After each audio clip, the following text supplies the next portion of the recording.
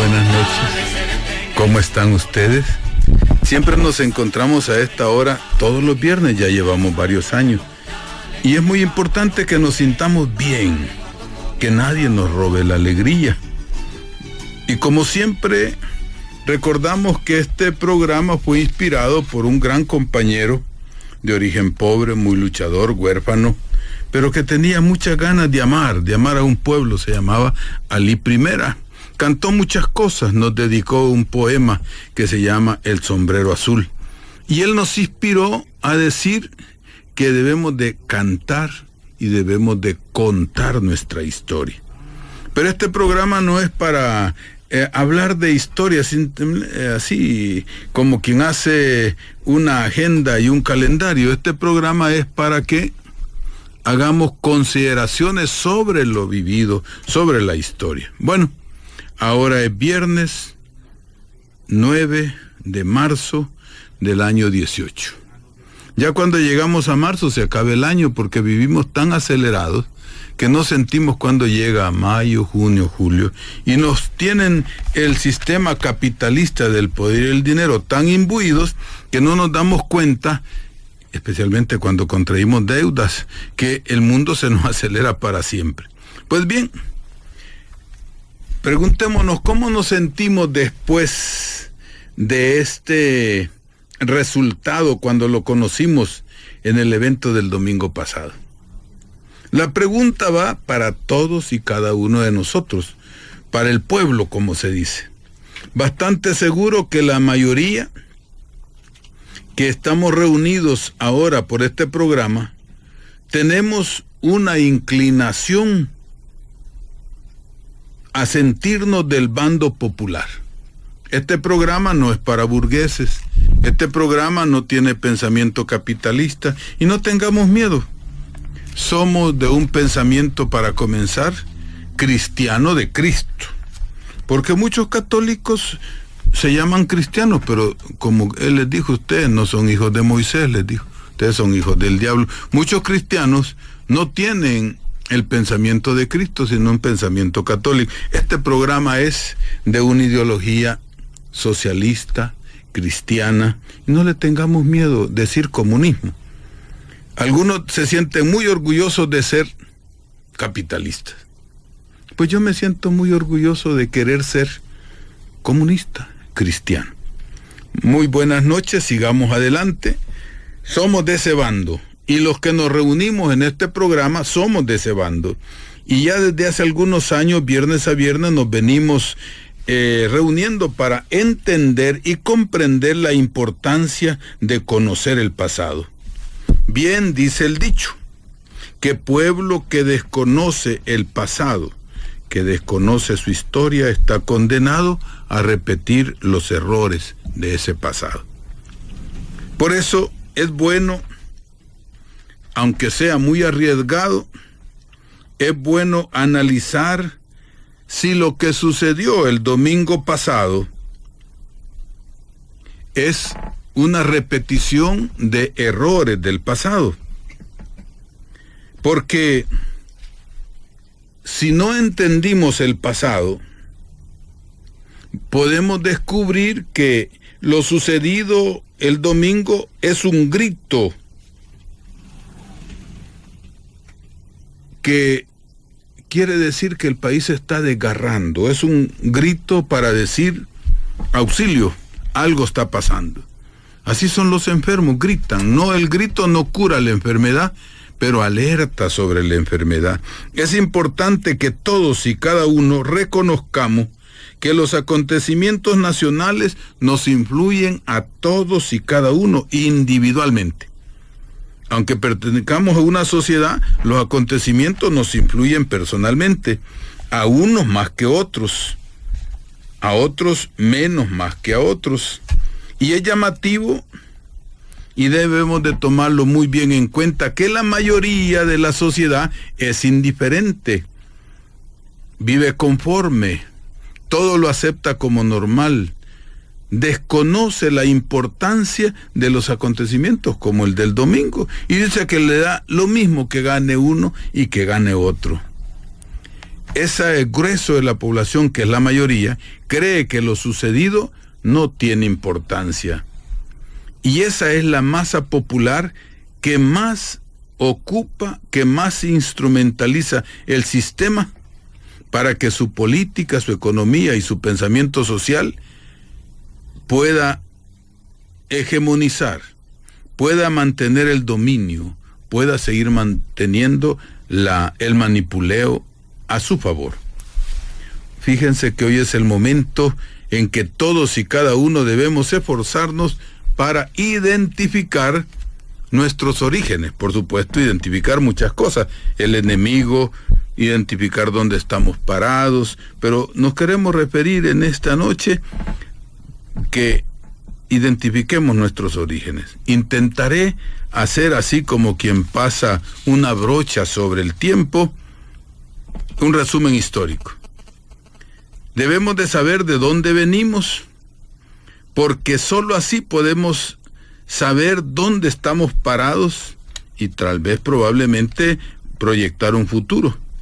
Podemos hacer, conociendo de dónde venimos, una real y honesta evaluación de la coyuntura que estamos pasando. Si al revisar de dónde venimos descubrimos que hemos errado rumbo y hemos errado camino, es obligatorio y necesario rectificar para tomar el camino correcto. Y si es necesario desandar, descaminar para recuperar el rumbo, hay que ser valientes para hacerlo. Lo sucedido el domingo es efecto de la historia pasada.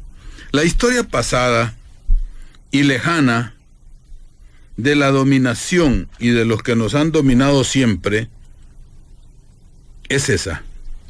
Historia pasada lejana e historia pasada cercana. ¿Qué pasa? Vamos a empezar con la historia lejana, pasada. Siempre ha estado el dominio de unas pocas familias descendientes de los colonialistas que continuaron, después del llamado acontecimiento independentista, continuaron dominando. Y desde siempre ha existido un pueblo mayoría sometido, dependiente, pero que también es indomable y que ha mantenido una lucha por liberarse. Existen épocas en los siglos pasados en que esas luchas fueron brutalmente sofocadas y lo hicieron de manera ejemplar para que creyéramos que con el pavor y el pánico nuestro corazón, nuestra mente y nuestro espíritu estaba derrotado. Y muchos, para subsistir, gran parte del pueblo, optaron por adecuarse, por calmarse, por adaptarse al sistema. El sistema no deja morir de hambre a los pueblos, los hace aguantar hambre, pero no los mata, los necesita. Y esa mantención es lo que va creando necesidad, necesidades creadas, dependencia. Pero el pueblo también nunca muere, y nunca mueren las esperanzas de liberación. Eso es como el rescoldo de un fuego que se conserva, cubierto por cenizas, pero ahí está esa brasa que no muere. Esa se llama amor a la libertad, amor a vivir en paz, amor a vivir en justicia, pero muchas veces no se logra expresar, pero siempre siguió existiendo. Aún la llamada insurrección del año 32, para poner una en referencia, no cuajó como tal esa insurrección. Se dice que aproximadamente 35,000 nativos mayas murieron, fueron asesinados. Habían también ladinos y mestizos, todos asesinados, sin juicio previo. La fuerza militar, bajo el dominio de aquella oligarquía, que es la misma de ahora, férrea, pero muy minoritaria, se convirtió en juez y parte. Ejecutó sin miramiento, sin misericordia, todos aquellos crímenes. Esa es la historia lejana, de siglos. Antes hubo del 32 hubo otros momentos de mucha sangre, desde Anastasio Aquino, por todo el siglo XVIII, y todos fueron alevosamente masacrados y al mismo tiempo escondidos, sepultados, desconocidos. Para que esos ejemplos de esa gente luchadora no fuera imitada. Por el contrario, se nos dio a conocer en la escuela, en la primaria, secundaria y en la universidad, se nos dio a conocer un relato histórico en que todo el desarrollo y el poco progreso popular se lo tenemos que agradecer a una clase poderosa que dice que tiene el poder, que tiene el dinero, que tiene la cultura y que tiene todo. Y domesticados por esa historia nos han enseñado a reverenciarlos, a agradecerles y hasta llamarles héroes, o llamarles también lo que normalmente se dice, ellos son los que salvaron al país de tantas negruras del comunismo internacional. Bueno, ahí tenemos el altar de la patria, donde solo encontramos hijos de extranjeros nacidos aquí. Ahí nació el criollismo. Bueno, todos tienen un apellido que no es reconocido ni suena con el lenguaje popular. No los vamos a mencionar, pero ustedes los conocen. Bueno, si mencionamos a Anastasio Aquino, también tenemos que mencionar a Farabundo Martí, que ha sido recuperado como figura referencial. Estoy hablando todavía de la historia lejana. También allí en esa historia lejana, oculta también, está Feliciano Ama, Francisco Sánchez, hombres y mujeres que intentaron resurgir, pero todos fueron corporalmente asesinados y pretendieron también asesinar y matar sus ideas. Trataron de sepultarlas, pero la historia nos enseña, y tenemos que aprenderlo, que las ideas no mueren, no se matan, son indestructibles. No mueren con represión, ni con dictaduras, ni con oligarquías que tienen ejércitos muy bien armados. Las ideas no mueren. Más aún, las ideas que nacen de esa naturaleza humana honesta, limpia, la naturaleza de los pueblos que la componen, el deseo de vivir en libertad, la necesidad de vivir, respetarnos y vivir como iguales, o que nos traten con igualdad y libertad. Eso nace también porque somos inteligentes, y los inteligentes no queremos vivir eternamente en guerra. Pero algunos, pasándose de inteligentes, creyéndose más inteligentes que otros, han creado la desigualdad, la falta de libertad, y han abolido la paz. Digámoslo pues, en resumen, que la voz de un pueblo, vox populi, es la voz de Dios, y eso no muere. Tomando pues sobre todo esa realidad, de esa fuerza que mantiene el orden de la naturaleza, los pueblos van a seguir luchando por ser libres.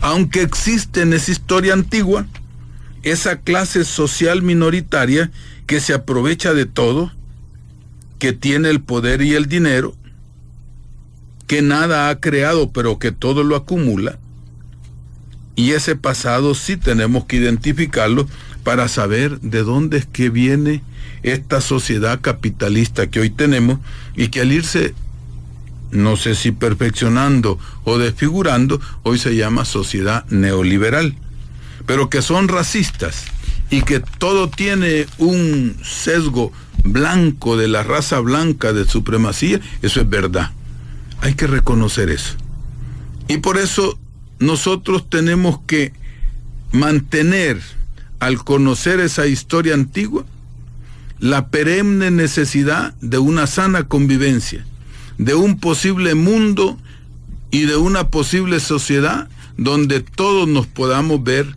con alegría, expresándonos.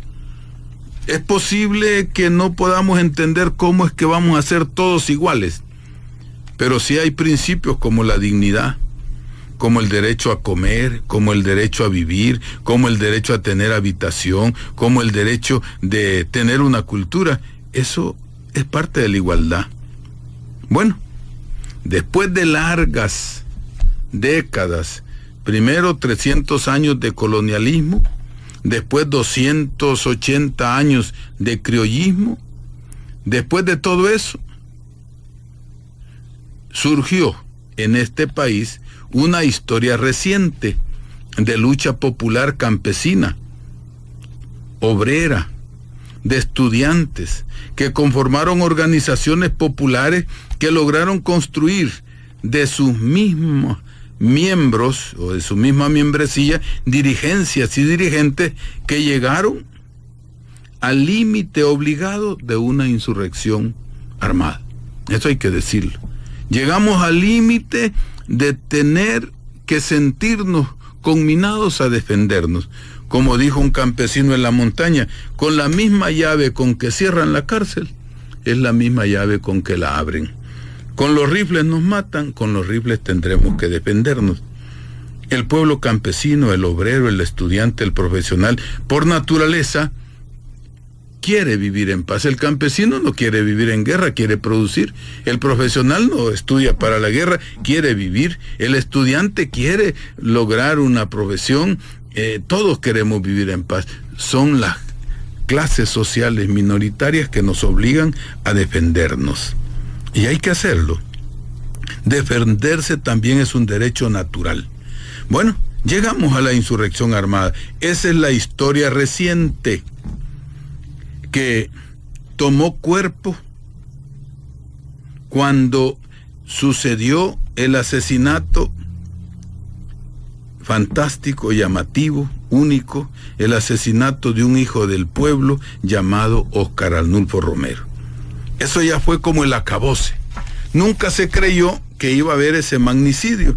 Mataban y uno se acostumbra, malamente, perdonen que lo diga, pero sucede como que uno se acostumbra a ver muertos, a ver prisioneros, así como ahora está sucediendo, que se llevan a 20 muchachos, estamos acostumbrados, que aparecen 3 o 4 cadáveres, ya como que nos vamos acostumbrando, y Monseñor Romero llamó atención a eso. No, un pueblo no se puede acostumbrar a ver esas calamidades. Pues bien, lo matan. Eso forma un codo en la historia, un ápice, una punta importante de la historia, el asesinato de ese hijo del pueblo. Y podemos afirmar, sin temor a equivocarnos, que ese arzobispo fue fruto de la historia, de los que siempre dominaron con una historia antigua que llega hasta ahora, y los que comenzamos una historia nueva, insurreccional, se juntó en la existencia y en el tiempo del arzobispo Óscar Arnulfo Romero. Que quiero hacer una acotación. Fíjense que el lenguaje es muy domesticador y expresivo. Fíjense cómo ciertas empresas disque periodísticas, empresas divulgativas, no dicen Monseñor Óscar Arnulfo Romero, dicen el salvadoreño Óscar Romero. Van a canonizar, no le dan ni el título a Óscar Arnulfo Romero. Eso significa, como yo digo, al perro se le conoce también por su ladrido, ¿verdad? Si yo oigo un ladrido, puedo decir ese perro es chiquito, ese perro es grande. Por el ladrido puedo decir ese perro está contento, ese perro está asustado. En el lenguaje de los que nos hablan por los medios de difusión, también debemos de identificar a los enemigos del pueblo. Pero bueno, no es este el punto. Ahora lo que estoy diciendo, cómo se junta la historia antigua con la historia reciente. Y el punto de convergencia fue Óscar Arnulfo Romero. Luego de eso, porque había una historia fuerte de mucha explotación, de mucha sangre, de una tiranía, es lo que hace que surja el profeta. Eran tantos los desmanes y las crueldades que esa minoría cometía, que por aquella honestidad espiritual y grandiosa de este personaje, fue que su personalidad, su decisión, Su corazón lo llevó a denunciar y a anunciar lo que en ese momento se vivía. Esa denuncia, en el que se señalaba la maldad de tanta injusticia, de tanta crueldad, es la que produjo en la clase dominante esa rabia, esa locura, ese desbordamiento. Esos poderosos se sintieron desesperados, nuevamente creyendo que iban a repetir la historia de siglos, que matando al perro se acaba la rabia, que matando a campesinos, que matando a obreros o intelectuales se iba a terminar la protesta. Pero como las ideas no mueren, ya dijimos, en el asesinato de Monseñor Romero surge una verdad, surge la esperanza, surge el punto de referencia.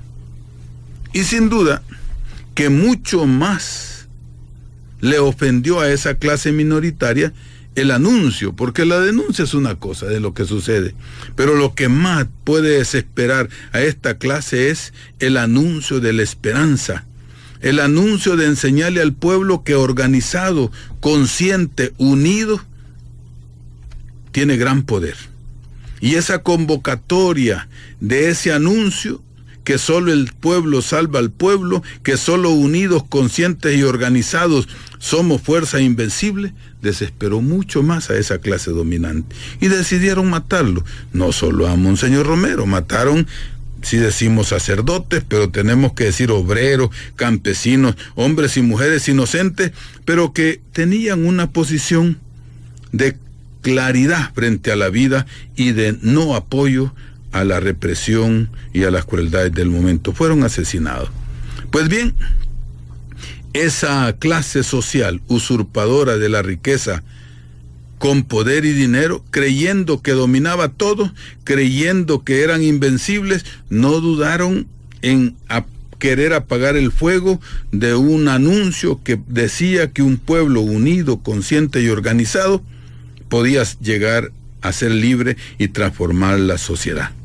Fraguaron el asesinato, pensando que ahí terminaría el llamado. Pero también tenemos que saber en esta historia reciente que contemporáneamente al profeta existían líderes sociales que también son frutos de la historia, de diferentes sectores populares. Esos sectores populares son los que producen, mantienen y hacen que la economía crezca. Pero esos, al rebelarse contra el sistema, hombres y mujeres, ofenden a esa clase minoritaria. Pues bien, junto con Monseñor, que surge en la historia, también surgieron otros líderes. Eran muchos compañeros y compañeras. Siempre vamos a ser limitados al señalar algunos nombres. No me voy a referir a personas, sino a sectores. Las Fuerzas Populares de Liberación, el Partido Comunista, el PRTC, el RP, que formaron el FMLN. Pero también no pudieron haberse formado si no habían campesinos organizados en el Frente de Trabajadores del Campo, de FECAS, del Bloque Popular Revolucionario, del FAPU, de las Ligas 28, de los obreros sindicalizados en diferentes ramas. Cuántos estudiantes, cuántos profesores hicieron posible que se formara esa vanguardia. En ese tiempo se tenía como lema: a mayor represión, mayor organización. Y se formaron grande y profundamente reales y auténticas organizaciones que tenían representatividad y participación. Fue todo un proceso. Esa es la historia que todavía, esta historia reciente, no se conoce. Aún no está incluido en el conocimiento de nuestra niñez, de nuestra juventud, mayoritariamente popular. Todavía no entra a las escuelas. Y toda niñez y toda juventud, de la clase social que sea, tiene que conocer lo que sucedió en este país. Aún no se llega a entregarse este conocimiento. Y yo quiero invitar a que este sea punto de reflexión para todos nosotros, que tengamos un cargo, que tengamos un empeño, que estemos arriba o estemos abajo, con estudio, sin estudio, sintamos la necesidad y obligación de mantener vivo el conocimiento de ese pasado, no como un simple recuerdo, sino como parte integral de nuestra vida, de nuestra naturaleza popular, de nuestra clase proletaria y trabajadora, de nuestros hijos sobre todo. Bueno, démosle cuerpo pues al argumento que traigo. Se unieron esa historia lejana y esa historia cercana. Concluimos que en las décadas que duraron 2 siglos, se perfiló una historia que nos domesticó, de padre a hijo, de abuelos, bisabuelos y tatarabuelos, pero también se perfila el producto de un pueblo que se insurrecciona, que se levanta en armas, heroicamente aceptando los retos vitales, al punto de que se hizo oír, nos hicimos oír, al punto de que se obligó a esa minoría poderosa nacionalista, así llamada, y sostenida desde el exterior por el capital y por las armas de la metrópoli imperial llamada Estados Unidos, se le obligó, se le condicionó a llegar a una mesa de diálogo. En esa lucha jugó un papel primordial la unidad, que hoy necesitamos tanto. Necesitamos hablar de unidad. Ustedes que me están oyendo saben por qué la unidad es tan necesaria, obligatoria. Las ideas convergentes las necesitamos hoy. Debemos de reconocer al enemigo principal. No nos desviemos con enemigos secundarios. Necesitamos, por los acontecimientos del domingo, una unidad integral de las bases y de la dirección y viceversa. Una unificación de objetivos y de pensamiento, reconocimiento de las ideologías. No le tengamos miedo a hablar de revolución. Así como hablamos de comunismo, hablemos del capitalismo para conocer a uno y otro. Unifiquemos la dirección de lucha. Así, aunque muy limitado lo que estoy tratando de decir, tratemos de hacer hincapié en lo central, en la historia personal de cada uno, y reconozcamos que eso que sucedió el domingo, tenemos participación todos, unos más que otros, unos tienen responsabilidades, unos son funcionarios que posiblemente no funcionan, pero son compañeros, y se les puede exigir, se les debe exigir, porque están ahí por una historia de sangre y de pueblo. Y esa historia que reciente, como mucha de la historia pasada, ancestral y antigua, la hemos vivido todos, como salvadoreños y como no salvadoreños, porque aquí en esta liberación y en esta lucha participaron muchos compañeros, amigos centroamericanos y de otros países, aún de otros continentes. En este país pequeño, llamado El Salvador, se desarrolló una historia que se hizo ejemplar. Posiblemente hoy no somos tan ejemplares, porque hemos olvidado la historia, porque no la hemos repasado, porque ya no la hacemos propia, creemos que esa historia ya no nos pertenece. Nadie puede excluirse de sí mismo. Por eso, pues, aunque sea de manera así breve, en un tiempo como el de este programa, no se logra, pero es bueno, a mí me gusta provocarlos. Y espero que esta provocación llegue. Unos más que otros, otros menos que más, pero todos tenemos responsabilidad. Y repito, que se sienta señalado el que quiera señalarse, porque nadie se le puede obligar, pero lo estamos mirando y todos nos miran. Nos miramos unos a otros. Estemos abajo, estemos arriba, estemos de un lado, estemos del otro, porque también el enemigo no está destruido y tiene una perfecta metodología esa clase minoritaria no está dormida. Puede ser que pensemos que esté contento, pero también ellos están asustados porque no tuvieron el éxito que querían. Han tenido un éxito, pero por la debilidad. Eso es como el que mete el gol porque se durmió el portero.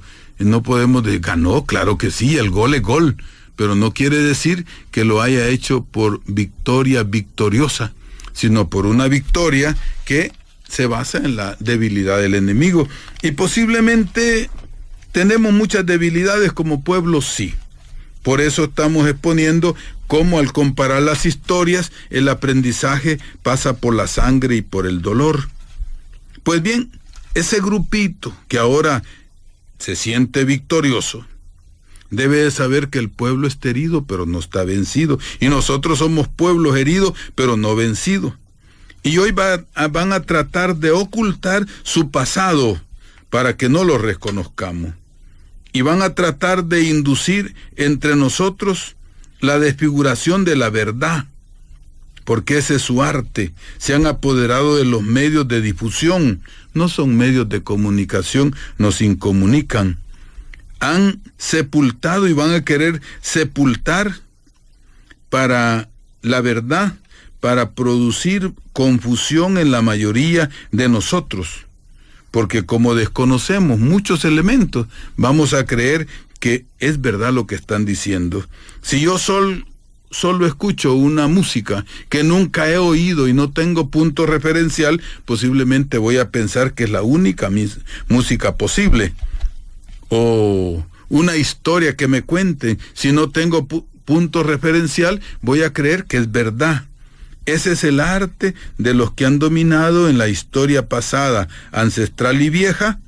A este pueblo tenemos que tener también amor a la verdad, y la verdad siempre va a cambiar las cosas. Pues bien, a esta clase minoritaria pero poderosa, metiendo verdades a medias, que son inmensas mentiras y que nos confunden, quieren producir indiferencia. Esa indiferencia es la que les da ventaja y beneficio. Esa indiferencia se basa en el desconocimiento o en la ignorancia. Y cuando llegamos a ser indiferentes, facilita que nos manipulan la mente, que nuestros pensamientos se adormezcan. Y desgraciadamente la mayoría de nuestra sociedad ha sido conformada así. No le demos, dicen, importancia a esas luchas. Le llaman luchas políticas. No son luchas políticas. Lo que sucedió el domingo, las elecciones, es el botón de mayor muestra para reconocer lo que son las luchas de clases, donde una mayoría está pretendiendo liberarse y una minoría está pretendiendo mantener su poder. Por eso, pues, la mayoría de nosotros quisiéramos vivir en paz, en alegría, pero si somos indiferentes, nos van a dar verdades a medias y nos van a empezar, por ejemplo, por confundir el deporte con el negocio del fútbol. Van a querernos confundir la felicidad con el placer, con el consumismo, con tener, y entonces o no conoceremos la historia o nos olvidamos de la historia porque ponemos en receso el recuerdo. Y entre menos tengamos interés en recordar el pasado, seremos candidatos para repetir los errores del pasado. Bueno, desde aquí, queridos amigos, compañeros, cheradas, amigos de siempre, algunos ya llegamos a ser conocidos, todos y cada uno debemos comenzar y preguntarnos cuál es nuestro modo de participar y sobre todo cómo participamos anteriormente en organizaciones, aquellas organizaciones que transformaron el ámbito nacional y el ambiente social. En aquel tiempo, ¿cómo participamos? Quizá también muchos no participaron o que hoy están interesados, pero lo importante es saber que existieron, que hubo personas que probablemente aquellos que murieron ya no lo recordamos, y que muchos que participaron o participamos estamos vivos. ¿Qué papel estamos jugando hoy en nuestra sociedad? Porque fíjense que también muchos, por no recordar la historia, no identificamos quiénes son los que son nuestros hermanos, nuestros compañeros y amigos. Y puede ser que sean como lobos vestidos con piel de oveja. Por eso, pues, muchos miembros de aquellas organizaciones hoy son mártires, son héroes ejemplares. Unos son recordados, otros son olvidados. También muchos o varios miembros que participaron en aquellas organizaciones de diferentes sectores populares aún viven, y quizá probablemente se han olvidado de un pueblo, que ese pueblo funciona cuando tiene una organización propia, y que al participar en esas organizaciones tenemos fuerza. ¿Y qué es lo que le da fuerza a una organización? La participación y la representatividad. Preguntémonos si hoy, sea partido, sea un sindicato, sea lo que tenemos en la comunidad o en el gobierno, ¿hay participación y representatividad? Ese olvido en los que, después de luchar unidos, conscientes y organizados, ese olvido puede ser el que influyó en los resultados de los eventos del domingo 4. El olvido de la obligación de organizarse, o por ese olvido, consciente o inconsciente, pudo haber hecho que creciera el oportunismo, y que todavía hoy, después del acontecimiento del 4, surjan oportunistas, y que, porque nos olvidamos que no debimos ser autoritarios ni centralistas o víctimas de la corrupción, hoy quieran aparecer profetas de buen o mal agüero. Bien dijo Monseñor Romero, maestro y profeta, que un pueblo desorganizado, un pueblo masificado, es fácil presa de ser manipulado por lo que ostentan el poder. Hoy podemos decir que tanto los de pensamiento popular como los de pensamiento capitalista han ejercido el poder en este país. ¿Cómo se ha ejercido ese poder? Esa es la gran pregunta, pero hay que identificarlo. A nadie se le puede obligar si no tiene voluntad de hacerlo. Lo sucedido el domingo ha producido conmoción, y con justa y profunda razón. Quiero referirme, para que cada uno lo tome a su medida, a la sabiduría popular. Resumiendo, esa sabiduría popular es una enciclopedia. Dice que el poder corrompe. Qué fácil es decirlo, y es verdad. Cuando no hay conciencia ni hay responsabilidad, y se tiene la oportunidad de ejercer dominio, esa inconsciencia y esa irresponsabilidad se muestra en corrupción. Por eso también dice que lo que no cuesta se hace fiesta. ¿A cuántos quizá probablemente al llegar a un puesto o al tener una oportunidad se olvidaron y lo hicieron fiesta? Porque el olvido permite que entren muchos vicios en el comportamiento humano, porque la historia es maestra de la vida. Se nos dijo en nuestros hogares que las malas compañías también corrompen. ¿Cuántos, después de ser muy populares, muy ejemplares, tuvieron malas compañías y se corrompieron? Que dice el refrán, que si el vestido se rompe y no se remienda a tiempo, se termina de destruir. Quizá no se vio a tiempo, no se reflexionó a tiempo sobre la necesidad de rectificar. El refranero popular es verdaderamente fantástico. Y hoy nos sirve para que tengamos luces y podamos agarrar cada uno no solo la culpa en la que hemos caído, sino sobre todo en la irresponsabilidad en la que hayamos llegado a estar. Y entre los de arriba y los de abajo tiene que haber una profunda autocrítica, pero como dijo aquel, entre más arriba subamos al palo, más se nos mira lo de abajo. Es fácil, y esa, sin duda, pues que ninguno de nosotros vamos a llamarnos revolucionarios si no somos capaces de hacer una autocrítica honesta, profunda.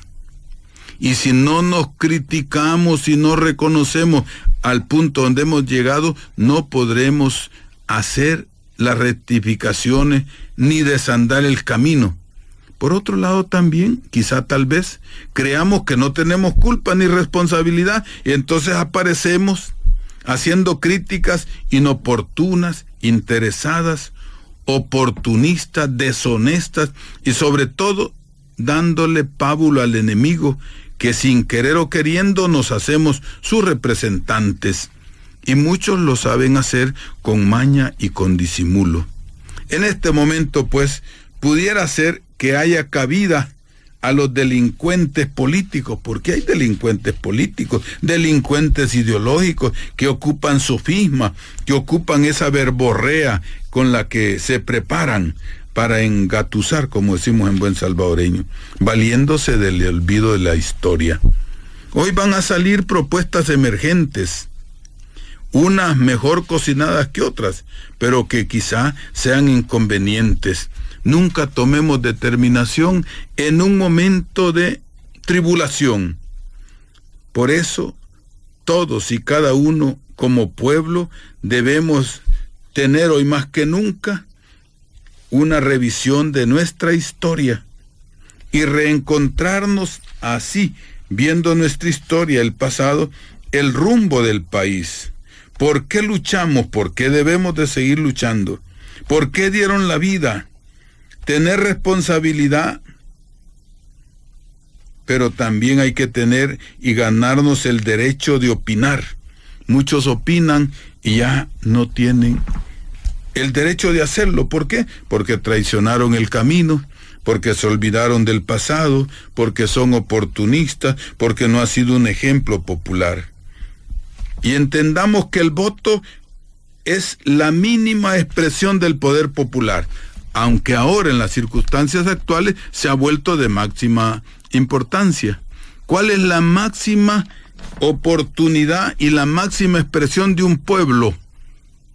Es la organización que se construye y que llega a ser poder popular. Hablemos de poder popular, basémonos en la fuerza organizativa, los campesinos organizados, los obreros, los estudiantes, los técnicos, los profesionales, los diferentes sectores, aún los marginales. Recordemos el Bloque Popular, recordemos el Frente Popular Unificado, el FAPU, todos aquellos. Esas fuerzas productivas son las que hicieron que en un momento tuviéramos una unidad, formáramos un partido popular que tomó el nombre referencial de un gran compañero, Farabundo Martí. Tuvimos unas organizaciones inmensas, pero teníamos unos ideales que los reconocíamos, una idea también que nos unificaba, unos objetivos también bien identificados. Teníamos entre nosotros un poder horizontal consciente. Bueno, el tiempo se nos va agotando, compañeros, compañeras, cheradas, conocidos y amigos. No olvidemos que para un pueblo que quiere ser libre, siempre tendrá el tiempo a su favor. Que con un pueblo mayoritariamente organizado, se tomarán los riesgos, porque un pueblo organizado jamás se aísla. y que puede lograr lo que necesitamos todos, la justicia, la libertad, la igualdad. Ese es el único camino hacia la paz.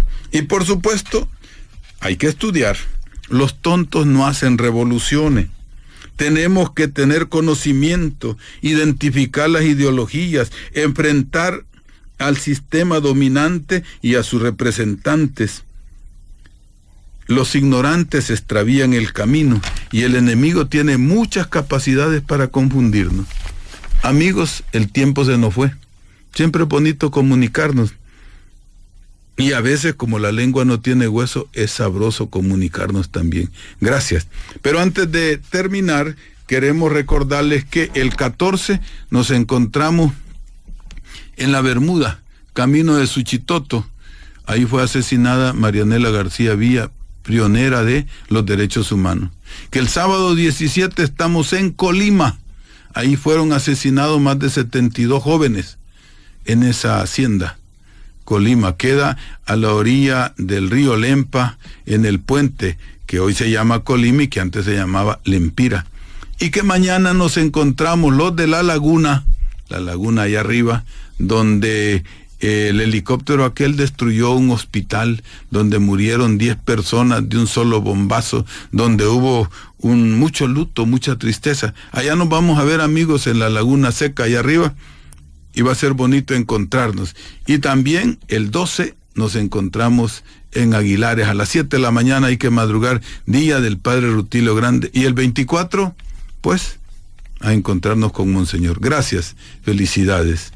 Y no olvidemos las palabras, la revolución existe si los pueblos la hacen. Gracias. La hacen, gracias. La hacen, gracias. La hacen, gracias. La hacen, gracias. La hacen.